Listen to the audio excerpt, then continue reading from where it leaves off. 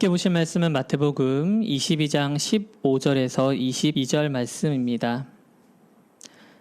마태복음 22장 15절에서 22절 말씀 한 목소리로 봉독하겠습니다. 시작. 이에 바리새인들이 가서 어떻게 하면 예수를 말의 올무에 걸리게 할까 상의하고 자기 제자들을 헤롯 당원들과 함께 예수께 보내어 말하되 선생님이여 우리가 아노니 당신은 참되시고 진리로 하나님의 도를 가르치시며 아무도 거르끼는 일이 없으시니 이는 사람을 외모로 보지 아니하심이니이다. 그러면 당신의 생각에는 어떠한지 우리에게 이르소서. 가이사에게 세금을 바치는 것이 옳으니까 옳지 아니하니나이까 하니 예수께서 그들의 악함을 아시고 이르시되 외식하는 자들아 어찌하여 나를 시험하느냐. 세금 낼 돈을 내게 보이라 하시니 데나리온 하나를 가져왔거늘 예수께서 말씀하시되 이 형상과 이 글이 누구의 것이냐. 이르되 가이사의 것이니이다. 이에 이르시되 그런즉 가이사의 것은 가이사에게 하나님의 것은 하나님께 바치라 하시니 그들이 이 말씀을 듣고 놀랍게 여겨 예수를 떠나가니라. 아멘. 예, 평안하셨습니까? 한동안 좀 수그러드는 것 같던 코로나 사태가 다시 수도권과 대도시를 중심으로 좀 퍼져나가고 있습니다. 감사하게도 우리 지역은 그래도 큰 어려움 없이 지나가고 있는 편인 것 같습니다. 그럼에도 많은 분들이 외부에서 우리 교회를 걱정해 주시고 또 기억해 주고 계십니다. 지난주에는 홍성에 있는 유서 깊은 침례교회 선배 목사님께서 먼저 연락을 저에게 주셨습니다. 그래서 만나 뵙게 되었습니다. 사실 한 번도 그 전에 만나 뵌 적도 없었고 연락도 목사님께서 먼저 한두 번 정도 주셨는데 지난주엔 친히 찾아오셔서 같이 식사하고 교제하는 시간을 가졌습니다. 교회 근황도 물어보시고 또 이런저런 말씀을 나누셨는데 마지막에는 조심스럽게 본인이 담임하고 있는 교회에서 우리 교회를 생각하며 헌금을 좀 하고 싶다고 말씀하셨습니다. 코로나로 힘든 시기에 약한 교회들을 생각해 주셔서 참 감사했습니다. 일면식도 없었고요. 교제가 있었던 교회도 아닌데 같은 교단이고 또 개척교회라고 또 생각해 주신 것이 참 감사했습니다. 일일이 다 말씀드리지 못했지만은 지난 몇 달간 이 코로나 사태를 겪으면서 좀 생각보다 길어지면서 우리 교회에 정말 기대하지도 않았던 또한 생각해보지 않았던 그런 헌금들이 몇 번 당도를 했습니다. 사랑의 빚만 늘어나는 것 같아서 마음 한켠 무겁기도 하지만 이 어려운 시기를 잘 견디고 든든히 설하는 주님의 뜻으로 알고 감사히 받았습니다. 그래서 성도 여러분들께서도요. 우리 교회를 위해서 기도해 주실 때마다 잊지 말고 매달 정기적으로 헌금해 주시는 분들 교회와 함께 이처럼 또 일시적으로 후원해 주시는 성도님들과 교회를 위해서 비록 이름도 다 모르고 얼굴도 다 모를지라도 기도해 주셨으면 합니다. 어제는 대학 친구와 연락할 일이 있어 서로 근황을 좀 묻게 되었습니다. 그 친구는 이제 새 아이의 엄마인데요. 수도권에 살고 있습니다. 어제 대화 중에 알게 되었는데 그 지역 아이들은 아직도 일주일에 한 번만 학교를 간다고 하더라고요. 그 얘기만 들었는데 제가 숨이 턱 막히더라고요. 새 아이를 키우는데 일주일에 한 번밖에 학교를 안 간다니. 제가 두 아들을 데리고 몇 달 동안 연장된 그 방학을 좀 더 지내봤는데 그게 보통 일이 아니라는 걸 제가 몸소 알고 있거든요. 그런 소식을 주고받았는데 반대로 어제 저는 하루 종일 교회에 있으면서 참 감사한 일이 넘쳤습니다. 작년에 학생부 성경 공부를 시작을 했는데 교회 개척 이래로 처음 성인 대상으로 새신자반 성경 공부가 시작되었습니다. 얼마나 감사한지 모릅니다. 우리 교회의 올해의 비전이 그리스도의 은혜와 또한 그를 아는 지식에서 자라나는 것입니다. 그리스도의 은혜는 체험하는 것입니다. 삶의 순간순간 느끼는 것입니다. 하지만 그리스도를 아는 지식은 채워가는 것입니다. 설교를 듣는 것도 좋지만요. 성경을 스스로 읽고 공부하는 그 자리가 저는 더 좋은 자리라고 생각을 합니다. 부디 새신자반 이후에도 교회에서 성도님들을 위해 여러 모양의 성경 공부와 성경 통독 프로그램이 계속 되었으면 좋겠습니다. 근데 그렇게 이제 성경 공부를 마치고 오후가 됐는데 또 오후에는 어린이 성도님들이 그렇게 교회를 채워주시더라고요. 한 팀으로 말하자면 한 너댓 팀 왔다 간 것 같아요. 뭐 라면 먹으면서 보드게임하는 팀도 있었고요. 또 어떤 친구들은 그냥 지나가다가 목말라가지고서는 교회 안 다니는 친구 데리고 와서 잠깐 물 마시고 가는 친구도 있고, 또 한 친구는 또 역시나 우리 교회를 한 번도 와보지 않은 친구를 손에 쥐고 와서는 같이 배고프다고 해가지고 제가 콜밥도 사 먹였습니다. 그냥 또 화장실 들리러 온 친구들도 있었어요. 우리 교회 친구들 중에서는. 하루 종일 이렇게 사람이 참 북적이니까 참 감사했습니다. 다들 모이기 어려워하는 이 시기에 그래도 이렇게 그나마 우리 지역이 청정 지역이라서 이런 일도 그나마 가능한 것 같습니다. 그래도 여전히 마스크를 쓰고 예배 드리고 또한 식사 외에는 같이 말하기도 좀 어려운 시기가 참 안타깝기는 합니다. 제가 한동안 개인적으로 제 삶이 조금 좀 단조롭고 좀 특별하지 않다라는 그런 생각이 좀 들었습니다. 하지만 또 주님께서 참 이러한 때에 맞추어서 감사할 수 있는 은혜를 여러 가지 모양으로 부어주신다는 것을 느끼는 한 주였습니다. 성도님들의 삶에도요, 좀 이렇게 문득 찾아오는 기쁨과 은혜를 좀 놓치지 않고 서로 좀 고백하면서 또 같이 나아가면 참 좋겠습니다. 본격적으로 우리 말씀으로 한번 들어가 보겠습니다. 우리는 지난주에 이어서요, 자신들의 권위를 앞세워서 예수님을 압박하고 짓누르려고 했던 대제사장과 장로의 무리를 만났습니다. 지난주에는 그랬는데 이번에 예수님께서는 그들을 세 가지 비유로 그들의 입을 막으신 다음에 그들이 얼마나 주님 앞에서 타락했으며 입만 살아있는 종교 지도자들인지 드러내셨습니다. 그런데 오늘은 이 소식을 들은 다른 무리들이 이제 순차적으로 예수님을 찾아옵니다. 한 방에 상대를 KO시킨 이 새로운 챔피언에게 새로운 도전자가 나타난 셈이죠. 이번에는 바리새인들이 예수님을 말로 걸려 넘어지게 하려고 링에 오릅니다. 그런데 사실 좀 치사합니다. 왜냐면요, 자신들이 계획만 세우고 제자들을 보내기 때문입니다. 또 흥미로운 것은 제자들만 가는 게 아니라 헤롯 당원들과 함께 예수님께 보냅니다. 이게 왜 흥미로운가 하면은 이 두 무리, 바리새인들과 그리고 헤롯 당원들은 사실 물과 기름과 같은 그런 성질의 관계였기 때문입니다. 예수님 당시 이스라엘은요, 로마의 지배 아래 있었습니다. 바리새인들은 정통 유대인으로서 자부심이 굉장히 강했기 때문에 선민인 이스라엘이 다른 나라의 일처럼 지배를 받는 이 상황 자체를 굉장히 못마땅하게 여겼습니다. 실제로 바리새인들 중에서는 무력 봉기를 하는 사람들도 있었습니다. 반면에 헤롯 당원들은 이름에서부터 느껴지시죠? 헤롯 당원. 당시 이스라엘의 분봉왕이었던 헤롯의 가문에 속한 사람들이었습니다. 같은 이스라엘 사람들이었지만은 자기 민족보다는 실세를 따르는 상당히 정치적이면서 자신들의 입지를 중요시하는 무리였습니다. 그런데 예수님 앞에서 이 섞일 수 없는 것 같은 무리들이 함께 나아옵니다. 각자에게 위협적인 존재가 되는 이 예수님 앞에서 죄인들끼리 힘을 합치는 것이죠. 나와서 한다는 말을 들으니까 얼마나 입을 잘 놀리는지 마치 뱀과 같습니다.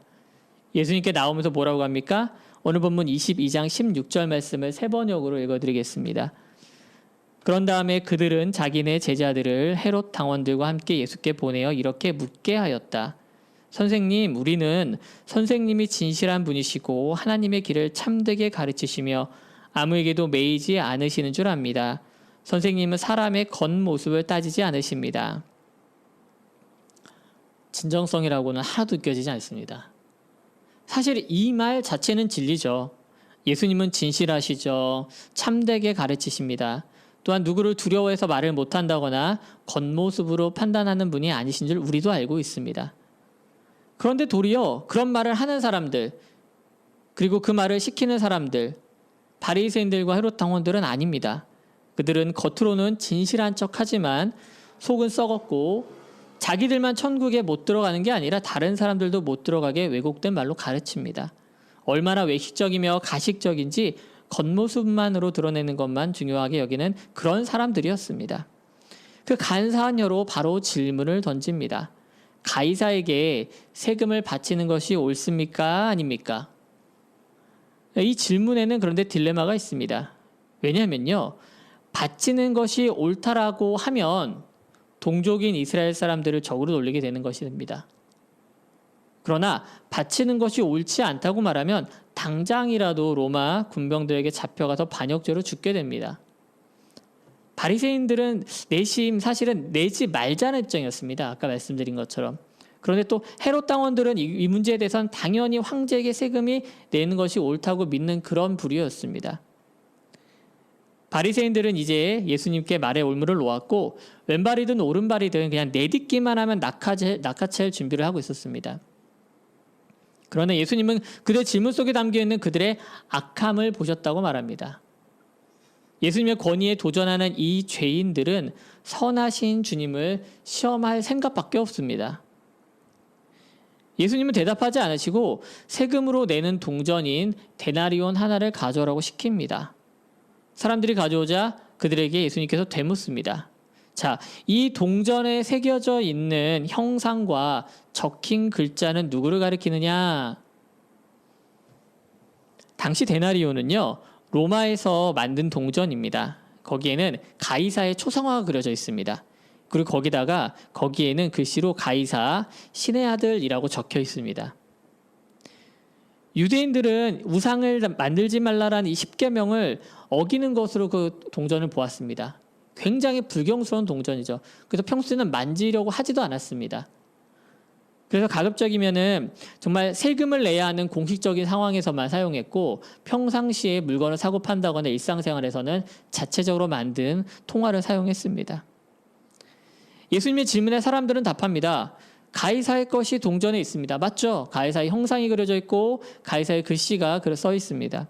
그러자 예수님은 그러면은 가이사의 것은 가이사에게 바치라고 말합니다. 그런데 여기서 끝나지 않고 하나님의 것은 하나님에게 바치라고 덧붙이십니다. 가이사에게 세금을 바치는 것을 당연하게 여기는 것처럼 하나님께 구별되어 드려야 할 것들도 제대로 드리라는 것입니다.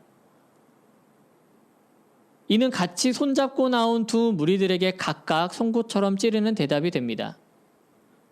바리새인들은 자신들이 처한 현실, 세금을 내고 살아야 하는 현실을 인식하라고 말하는 것이고 헤롯 당원들에게는 하나님의 백성임을 잊지 말라고 말하는 것입니다. 이것은 또한 세상 속에서 살아가는 우리 같은 그리스도인에게도 주시는 말씀이 좀 있습니다. 우리는 종종 한쪽으로 기울어져 사는 사람들을 보곤 합니다. 교회에 다닌다고 하면서도 그 누구보다 세속적인 사람들이 있습니다. 심지어 교회도 인맥 관리하려고 또는 내 사업을 확장하기 위해서 내가 얻어낼 게 없는가 하고 출석하는 사람들이 있습니다. 그리고 신앙생활 역시 굉장히 정치적으로 사회적으로 합니다. 그들은 하나님의 것을 제대로 낸 것이 아닙니다. 반대로 일상생활이 어려울 정도로 신앙생활에만 집착하는 사람들도 있습니다. 하지만 하나님은 저와 여러분을 세상의 빛과 소금이 되라고 부르셔서 보내셨지 교회 안에서 살라고 말씀하시지 않았습니다. 모두가 여기 있으면 누가 나가서 하나님의 사랑과 은혜를 내어 보이겠습니까? 세상에 살되 그리스도인임을 잊지 않고 사는 그러한 균형이 필요한 것입니다. 바리새인이나 헤롯 당원들처럼 편협한 사고와 기울어진 삶을 사는 것이 아니라 세상에 보내진 그리스도인의 삶을 사는 것, 그것에 성공하는 저와 여러분이 되기를 소망합니다. 23절부터는 사두개인들이 나옵니다. 그날 바로 왔다고 성경은 서술하는데 이 바리새인들의 제자와 헤롯 당원들의 이야기가 어떻게 끝나는지 분명히 들었을 것입니다. 어쩌면 지척에 있었을지도 모릅니다. 그들은 부활의 문제를 가지고 나옵니다.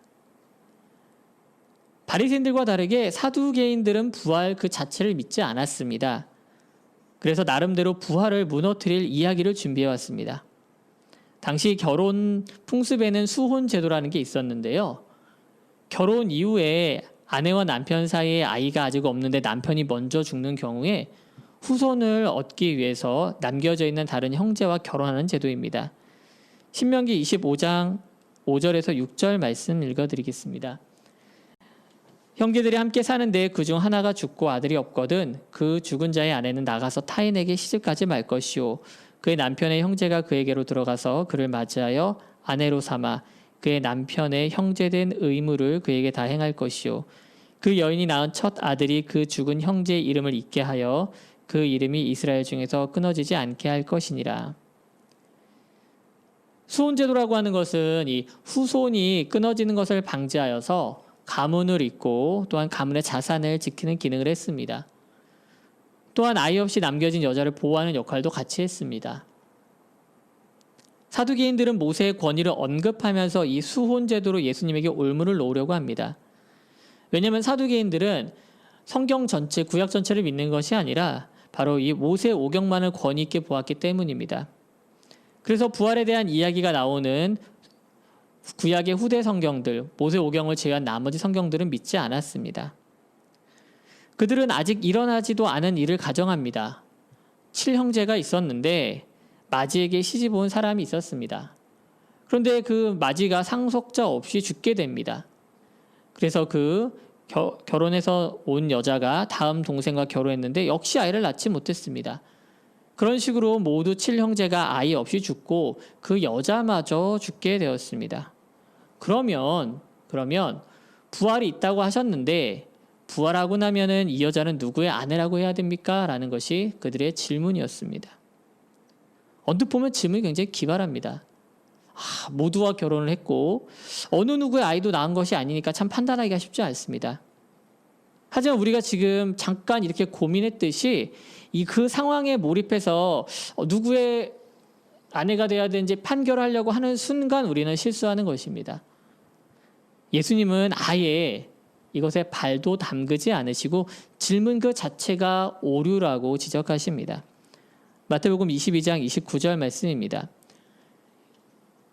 예수께서 대답하여 이르시되 너희가 성경도 하나님의 능력도 알지 못하는 고로 오해하였도다. 예수님이 말씀하신 대로 사두개인들은 성경도 오해하고 하나님의 능력도 알지 못했습니다. 먼저 성경을 오해했는데요. 그것은 32절에서 그들이 신봉하는 모세 오경 중 하나인 출애굽기 말씀을 통해서 예수님께서는 반박하십니다. 출애굽기 3장 6절 말씀입니다. 또 이르시되 나는 내 조상의 하나님이니 아브라함의 하나님, 이삭의 하나님, 야곱의 하나님이니라. 모세가 하나님 배웁기를 두려워하여 얼굴을 가리매. 이 장면은 모세가 광야에서 하나님을 처음 만날 때의 장면입니다. 하나님이 자신을 모세에게 나타내시는 그런 말씀이십니다. 어떻게 말씀하십니까? 자신을 아브라함과 이삭과 야곱의 하나님이라고 말씀하십니다. 그런데 그들은 분명히 모세 앞에서는 모세가 보기에는 육체적으로 죽은 자들이었습니다. 하지만 하나님은 살아계신 하나님이십니다. 모세의 시대에 그들은 잠자는 자들이었지만 하나님은 예수 그리스도를 통한 부활의 계획을 가지고 계셨기 때문에 하나님 앞에서 그들은 죽은 자들이 아니었습니다. 사두개인의 논리대로라면 아브라함이나 이삭이나 야곱이나 모두 죽었기 때문에 아무런 의미가 없어야 합니다. 하지만 이들은 하나님의 능력도 게다가 몰랐기 때문에 이런 질문을 했던 것입니다. 창조주이시며 세상 만물을 주관하시는 전능자께서 죽은 자를 살리시는 것 또한 그분의 능력 가운데 있다는 것을 사두개인들은 몰랐기 때문입니다. 구약시대부터 하나님은 분명하게 선지자들을 통해 부활에 대해서 장차 일어날 일임을 선포하셨습니다. 이사야 26장 19절 말씀입니다. 주의 죽은 자들은 살아나고 그들의 시체는 일어나리이다. 티끌에 누운 자들아 너희는 깨어 노래하라. 주의 이슬은 빛난 이슬이니 땅이 죽은 자들을 내놓으리로다. 다니엘 12장 2절 말씀입니다. 땅의 티끌 가운데서 자는 자 중에서 많은 사람이 깨어나 영생을 받는 자도 있겠고 수치를 당하여 영원히 부끄러움을 당할 자도 있을 것이며 이 부활에 대한 논쟁은 현재를 살아가는 우리에게도 동일하게 주시는 말씀입니다. 독일의 유명한 시사 잡지인 슈피겔이라고 하는 잡지에서 2019년도에 잡지 표지에 이 사진을 게시했습니다. 보이시나요? 바로 예수님의 부활을 나타내는 그런 그림입니다. 타이틀 제목을 우리말로 번역하면 누가 그것을 믿을까입니다. 기사는 여러 장을 할애해서 심도 있게 나누었는데 그중에 몇 가지 질문들이 나옵니다. 먼저 첫 번째 질문 이런 것입니다. 먼저 신을 믿느냐고 독일 시민들에게 물었습니다. 독일 사람의 55%가 신이 있다고 믿는다고 답했습니다. 두 번째 질문은 그럼 믿는다고 대답한 그 사람들에게 던집니다. 예수님의 부활을 믿습니까? 이 질문에 카톨릭 신자는 61%, 개신교 신자는 58%, 비기독교인은 22%가 예수의 부활을 믿는다고 답했습니다. 기독교인이라고 자처하는 사람들 중에도 부활에 대한 믿음이 없는 것이 현실입니다. 하지만 성경과 예수님은 분명히 부활에 대해 말해줍니다. 그리고 예수님은 죽은 자 가운데서 부활하셨고 그걸 우리에게 보이셨습니다. 이 믿음이 없으면 우리 정말 불쌍한 사람입니다. 이 세상만 살다가 가는 것으로 하나님 우리를 절대 만드시지 않으셨기 때문입니다. 사랑하는 여러분, 사두개인처럼 성경과 하나님의 능력에 대해서 오해하지 않기를 원합니다. 부활의 때는 새로운 시대를 말합니다. 패러다임이 완전히 바뀌는 세상입니다. 하나님의 나라는 하나님의 나라 원리가 지배하는 곳으로서 장가가고 시집가고 힘들게 일하고 병들고 죽는 그런 세상이 아니라는 것입니다. 믿는 자들을 위해 가장 좋은 것으로 가장 아름다운 것으로 우리를 맞이할 준비를 하고 있는 곳, 그것이 바로 하나님의 나라이며 부활 이후의 세계인 줄 믿습니다. 더 이상 눈물이 없고 도리어 주님과 더불어 누리는 것, 그것이 부활의 삶인 줄 믿습니다. 마지막으로 34절부터는 율법사가 등장합니다. 바리새인들의 제자와 헤롯 당원 그리고 사두개인마저 예수님께 굴복했다는 소식을 듣고 모여듭니다. 다시 한번 바리새인들은 율법사를 내세웁니다. 그리고 자신들의 가장 자신 있는 그 율법으로 예수님께 질문을 합니다. 선생님, 율법 중에서 어느 계명이 가장 큽니까? 600개가 넘고 그 파생된 셀 수 없는 율법들 가운데 단 하나만 꼽아보라고 도전을 하는 것입니다. 조금이라도 대답에 허점이 있으면은 자신들이 가진 율법에 대한 권위로 예수님을 제거하려는 목적이 있었습니다. 예수님은 지체 없이 답하십니다. 마태복음 22장 37절에서 38절 말씀입니다. 예수께서 이르시되 내 마음을 다하고 목숨을 다하고 뜻을 다하여 주 너희 하나님을 사랑하라 하셨으니 이것이 크고 첫째 되는 계명이요.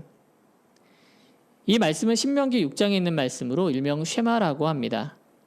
경건한 유대인들이라면요, 하루에 2번씩 암송하는 말씀입니다.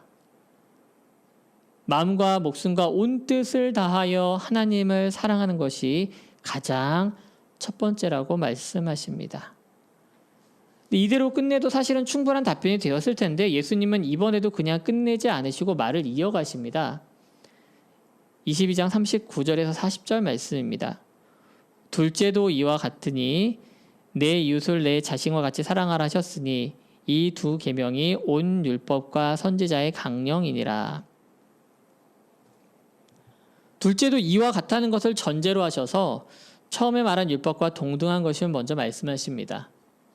하나님을 진심으로 사랑하는 것, 온 마음을 다해 사랑하는 것과 같이 내 이웃도 내 자신처럼 사랑하라고 말씀하십니다. 첫 번째 답변에서 고개를 끄덕이던 율법사들은 이어지는 그 두 번째 답변에는 뜨끔했을 것입니다. 하나님을 전심으로 경외하고 섬기는 것에는 그 누구보다 자신이 있었지만은 이웃을 사랑하라는 명령에는 온전하지 못했기 때문입니다. 사도 바울은 갈라디아 교인들에게 이렇게 말합니다. 갈라디아서 5장 14절 말씀입니다. 온 율법은 내 이웃 사랑하기를 내 자신같이 하라 하신 한 말씀에서 이루어졌나니.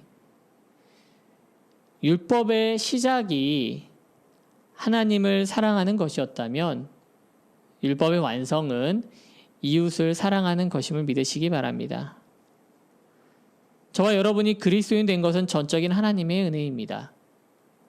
우리가 그 은혜를 알았을 때 하나님을 사랑한다고 고백할 수밖에 없습니다. 그러나 그리스도인의 자리는 거기서 멈추지 않습니다. 아이가 엄마 품이 좋다고 다 컸는데도 그 자리에 머무는 것이 문제 있는 거 아니겠습니까? 엄마와 감정적으로 연결만 되어 있다면은 세상으로 나가는 것, 어른의 역할을 하는 것, 성숙된 믿음의 모습을 보이는 것, 그것이 그렇게 나타내는 것을 바라는 것이 바로 부모의 심정인 줄 믿습니다. 저는 개인적으로 그런데 참 시간이 지날수록 하나님을 사랑하는 것보다 이웃을 사랑하는 것이 참 어렵다고 느껴집니다. 이웃을 사랑하는 것이 사실 마음만으로 되는 것이 아니기 때문입니다. 내 손이 움직여야 하고요. 제 감정을 다스려야 하고요. 또 내 노력도 들어가야 되는 문제입니다. 그리고 상대해야 되는 이웃들도 너무 다양합니다. 성격도 다 다르고요. 생김새도 다르고 내 마음에 드는 사람도 있고 나와는 전혀 맞지 않는 그런 사람들도 있습니다. 그러나 하나님은 이웃을 사랑하는 믿음에까지 자라나길 바라고 계십니다. 설교 서두에 말씀드린 것처럼 근래 우리 교회가 많은 사랑을 받고 있습니다. 믿음이 성숙한 교회와 성도들을 통해서 우리는 이웃을 사랑하는 모습을 봅니다. 그러면 우리 교회와 우리 성도님들도 마땅히 그렇게 해야 되지 않겠습니까? 말씀을 마무리하겠습니다. 이번 주 말씀을 준비하면서 처음에는 사방에서 정말 죽자고 달려드는 이 여러 부류의 사람들을 물리치시는 예수님이 참 멋져 보였습니다. 어쩌면 저렇게 재치 있으시고 여유로우면서 또 송곳같이 찌르는 그런 말씀을 하실까. 참 그 유연한 태도가 또한 지식과 지혜가 참 부러웠습니다. 그래서 기독교와 성도들을 향해서 세상이나 또는 믿지 않는 사람들이 이렇게 공격할 때 우리도 나도 그렇게 맞받아쳤으면 좋겠다라는 그런 생각도 했습니다. 그런데요, 말씀을 계속 보고 시간이 지날수록 예수님께서 그 대적자들에게 해주시는 오늘 본 이 대답이 바로 저에게 하는 말씀으로 다가왔습니다. 임 목사, 너는 하나님의 사람으로 세상에서 잘 살아가고 있느냐? 혹시 이도 아니고 저도 아닌 삶을 사는 것은 아니냐? 임 목사, 너는 진정으로 부활을 믿고 새로운 삶을 바라보며 살고 있느냐? 지금 사는 것에 아둥바둥하면서 그냥 이 땅에서 잘 먹고 잘 살려고 하는 것은 아니냐? 임 목사, 너는 하나님을 사랑한다고 하면서 말로만 사랑하고 하나님이 주신 이웃들에게 나타내는 것에 인색하진 않으냐? 참 속 시원히 대답하지 못하는 저를 보면서 아직 멀었구나 라고 하는 생각이 들었습니다. 주님, 아직 저 약합니다. 저 부족합니다. 주님 도와주셔야 합니다. 앞서 우리 찬양을 드리면서도 제가 고백을 했지만은 참 시간이 흐를수록 은혜가 아니면 살아갈 수 없다는 게 절로 입 밖으로 나옵니다. 젊었을 때는 내 힘으로, 내 능력으로 거기에 하나님의 은혜가 조금 더 보태진 것 같았었는데 점차 시간이 지날수록 정말 내 힘으로 할 수 있는 것은 그 공간은, 그 구역은 줄어들고 내 삶의 대부분을 점점점 많은 부분은 하나님의 은혜로 채워지는구나. 그런 것들을 돌아보게 됩니다. 사랑하는 성도 여러분, 오늘 이 예수님의 이 질문 같은 답변에 은혜를 구하며 같이 나아가면 좋겠습니다. 외식하는 그리스도인으로서 끝나지 않게 해달라고, 진정한 주님의 제자로서의 길을 가게 해달라고, 세상에 하나님을 나타내는 멋진 그리스도인이 되게 해달라고 그런 은혜를 같이 구하기 원합니다. 그렇게 주님의 보좌로 나아갈 때 주님께서 새 힘을 주시며 넉넉하게 그 길을 걸어가게 해주실 줄 믿습니다. 그 놀라움이 날마다 여러분과 저의 삶 속에서 나타나기를 주님의 이름으로 축원합니다.